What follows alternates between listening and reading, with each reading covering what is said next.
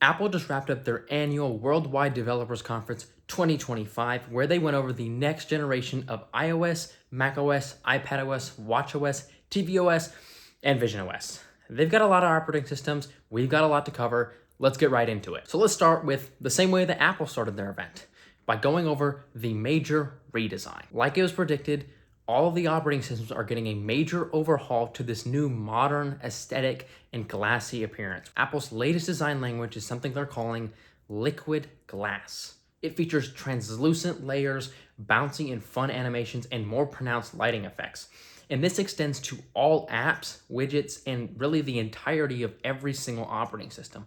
The very beginning of WWDC was all about the redesign and the unification of all of their operating systems in Apple Intelligence. Following that, it is now confirmed that yes, they are renaming all of their operating systems to now have the 26 moniker at the end. That means that all software going forward will be named the software name and then the year that it'll be running. Now, I'm not sure if I love the mouthful that iOS 26 or iPadOS 26 has. It's kind of a lot of words to say, but I also understand the need to simplify things, and the unification of the operating system naming will make it a lot simpler for the average consumer. Now, let's move on to Apple Intelligence. Craig got on stage and said that yes, the Siri version, the one that they debuted and talked about at WWDC 2024, is still delayed. They acknowledged that, and they said there'll be more information later this year. So we're still waiting on that Siri, the next version of Siri, but it's good they at least addressed it. But for the new changes to Apple Intelligence this year, for the first major update to Apple Intelligence, let's talk about visual intelligence. Visual intelligence can now do more on screen, very similar to Google and Gemini with Circle to Search.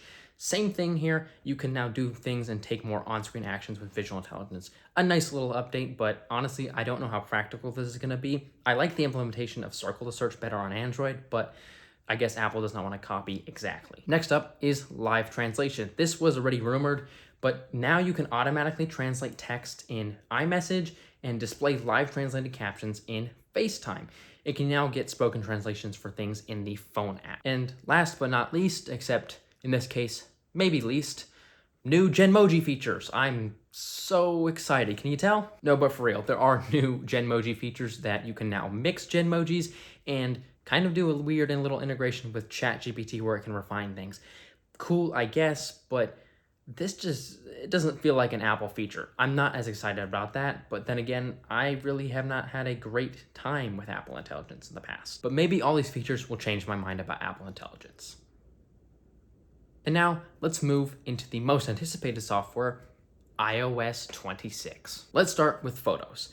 The last version of Photos, the last major update to Photos, people really did not like the changes that Apple made, but they're addressing some of those in this new version. The redesigned Photo app now has an updated layout, easier to use controls, and the two main tabs are Library and Collections, which is back to where they were pre-iOS 18, but that's okay. People like that, and I'm glad they're bringing it back. Another cool feature that's also on Vision Pro is the new spatial scene, where you can now bring your favorite photo to life as a spatial scene. This uses the same technology that was used before for the depth effect in Vision Pro, but now you can do it with any photo on your iPhone. And you can now set it as a wallpaper on your phone to act as a cool 3D parallax effect. Pretty neat. iMessage, everyone's favorite app in the US. You can now set custom backgrounds, assuming that you can do this with photos, but you can also generate things with Apple Intelligence, of course.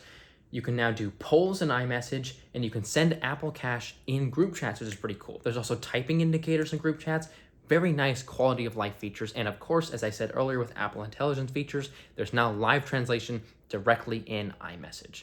Pretty neat features all around the board. Let's talk about the new phone app. Now, the phone app and the FaceTime app have gotten a much needed, in my opinion, redesign. You can now pin people and their photos and faces to the top, which is a pretty neat feature for quick calling. Next up, some features that they've actually taken, in my opinion, directly from Google and the Google Pixel line. And that's great. I've been asking for these features for years. Call screening now automatically answers unknown callers without interrupting what you're doing on your phone. And then once the caller shares their name and more details, you can decide if you want to pick up, very similar to the call screening feature or call screening assist that's on Pixel devices. And like Pixel devices, Apple's also introducing Hold Assist, which in my opinion is the best feature that they announced during this event, hands down. It keeps your spot in line while you wait for a live agent and notifies you when they are ready. And again, this is taken exactly from Pixel, and I'm very happy about this feature. I'm hoping Apple executes it well though. We'll have to wait and see. Apple's adding lyrics translation right into the music app, just in case, you have a song in a different language that you don't actually understand, but you want to know what they're saying directly in the app now. And they're also adding pronunciation, which is really cool in my opinion. They're also adding an auto mix feature, which kind of mixes tracks like a DJ to blend the songs into the next one. Pretty cool. We'll have to see how well it works out. They were very happy to show this thing off. Apple's also adding the ability to pin artists, and I'm imagining stations, albums, and playlists to the top of the Apple Music app so that when you open the Apple Music app, you can jump right into the music that you want to. The camera. I'm very happy with this change. Apple has simplified the camera, again, giving it the same visionOS redesign and aesthetic, but they've simplified it now down to just photo and video. And if you want any other modes, you swipe across either way to get to them. In my opinion, a much needed change. The camera app was starting to get a little cluttered. Apple Maps is getting some quality of life improvements with learning commutes and frequently visited places.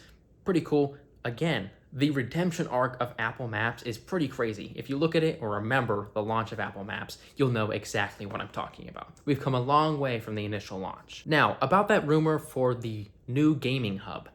Apple did talk about a new games app. Now, I'm honestly not that excited about it. It seems more like a redesigned game center. It really just centralizes all of your games on your phone, your friends, achievements, and allows you to compete with each other and push, competitions to each other.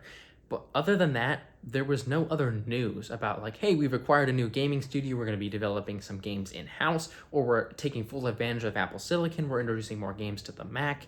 They did touch on it during the Mac portion, but not in the way I wanted them to. Let's talk about one of my favorite apps, Wallet. Wallet now supports car key for over 20 plus brands, including BYD, Rivian, and Lucid. The Wallet app now features new flight tracking features, including bag tracking with your AirTags, really cool tie-in there, live activities for flight information, and more tracking features for purchases with Apple Pay for general packages. Again, I know this is a feature before, but they're talking about it in a broader sense where you can access it in other places. Next up, let's dive into macOS 26 or macOS Tahoe. Apple's really continuing the theme of continuity and bringing over features from the iPhone. So they brought the phone app to Mac, which is a very cool addition, and it allows you to now manage calls and other live activities relating to phone calls right from your Mac. Really cool. And yes, they're also adding live activity support directly to your Mac. My favorite feature that they announced today for macOS is the new Spotlight search. For any of those of you out there who use Alfred or Raycast, they brought a bunch of features over from those apps directly into Spotlight search. A much needed change in my opinion, and I'm really excited to try it out. Next up, let's talk about iPadOS. Now, I want to say let's give Apple a round of applause, but no, because this has been a long time coming, and this is really the last year for them to do anything meaningful with the iPad. And they did it. They really did do the best they could with iPadOS without porting macOS over to an iPad. This is the best implementation I've seen yet. And if this is what they're going to do moving forward for iPadOS, I have a lot of hope for the iPad. They're finally bringing powerful window features over to the iPad. You can truly do what you want with the windows, resize them, have as many windows as you want open, and resize them and arrange them however way you see fit. And you can now also split your iPad screen into thirds or quarters with the little quick actions. And they've added the menu bar to iPadOS, which is really cool. That is really what makes it look like a Mac. They finally did it. They added folders to the dock in iPad, a much needed change. And when they showed this off on stage, I thought, hey, that looks really, really, really similar to a Mac. Apple's also redesigning the Files app with new folder colors, customization options, and an updated list view that gives you resizable columns and collapsible folders. And now you can also set the default app for opening different types of files. And with this, of course, they're bringing the Preview app to iPad, which is pretty cool, allows you to sign PDFs. And just like the Mac, they're also bringing the Phone app to iPad to allow you to manage phone calls and such, just like you would with your phone. So I guess you could really just carry around an iPad now and use it truly just as a phone. Next up, watchOS. Now, in my previous video, I talked about a type of AI coaching buddy. Well, they're not doing that exactly, but they are introducing a new Workout Buddy. The Workout Buddy is a brand new text-to-speech model that generates personalized pep talks using voice data from an Apple Fitness Plus trainer. So it has the right energy and style and tone for a workout. Apple's introducing a new wrist flick gesture, which like the double tap or triple tap for an accessibility feature on older Apple Watches or the actual feature on newer Apple Watches, It just allows you to dismiss notifications and probably take action in some circumstances, but they didn't really go over that. And last but not least, the Notes app comes to Apple Watch if you want to check your notes on a really, really small screen. Now, tvOS, is usually the fastest OS that they just kind of run through really quickly, but there was one really cool feature that I really wanted to touch on really quickly. tvOS is usually not talked about in these videos just because not that many people really care about the TV operating system. Most people I know don't have Apple TVs, but they have every other Apple device. But there was one cool feature that I wanted to touch on really quickly. It's called Apple Music Sing. It's basically just karaoke for Apple Music, but you can now use your iPhone as a microphone for that karaoke. Really cool feature, and I'm sure it's fun with friends. And of course, the last operating system we need to talk about, Vision OS. They did announce some really cool features for Vision OS that I can see a certain other virtual reality company copying. I'm not going to name any names though. Apple's bringing widgets to Vision OS, and they're really unique in the way that Vision OS, allows you to interact and overlay digital things into the real world. So you can now place things like photos, clock, music, and calendar as widgets, and you can customize their frame thickness, their color, and their depth so that you can arrange your space the way you like it, and every single time you put on Apple Vision Pro, it will remember where those widgets are in your room, in your house, and keep them anchored there, even after a restart of Vision Pro, which is really exciting. Now, if you remember the old personas that, people had on Vision OS with FaceTime calls and stuff like that, they were pretty lifelike, but they were also a little uncanny valley. The new personas are honestly a little scary looking, but scary in a way that they look very realistic. They look even more natural and familiar to the person, with striking and remarkably accurate enhancements to hair, lashes, and complexion. In Safari, they're introducing spatial browsing. This allows articles that are written on the web to be transformed into true Vision OS experiences.